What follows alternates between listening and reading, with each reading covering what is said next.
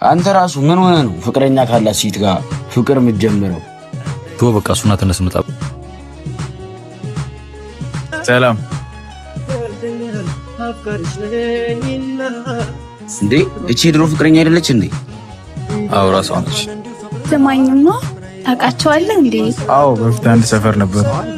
ምን ነው ታውቂያቸዋለሽ እንዴ አንቺ? ኧረ እኔ አላውቃቸውም። ይገርማል እንደዛ እንዳልተዋደዳችሁ እንደዚህ መሆናችሁ። ቶ የኔና ሶላ ማለት ራሱ አይደለም። መጀመሪያ ፍቅረኛ እንዳላት እያወቁ ነው ከሰው ጋር ፍቅር የጀመርኩት። አንተ ራሱ ምን ሆነ ነው ፍቅረኛ ካላት ሴት ጋር ፍቅር የምትጀምረው? ቶ በቃ እሱና ተነስመጣ።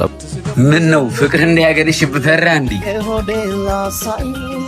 እንደዛ አይደለም። አብሮት ያለው አንድ ጓደኛችን እንደሆነ እሱ አታውቅም። እሱ ደግሞ ከሰው ጋር ፍቅር ጀምሪ እንደነበር አያውቅም። ለምን አልነግረው?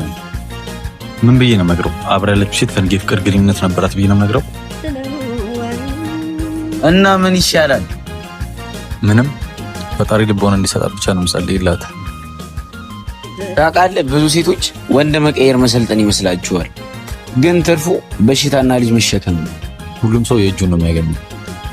እኔም በሷ ምክንያት የእጄን እያገኘው ነው። ግን አሁን ተመልሰህ አብረን ኑን ብትል ትቀጥላለህ?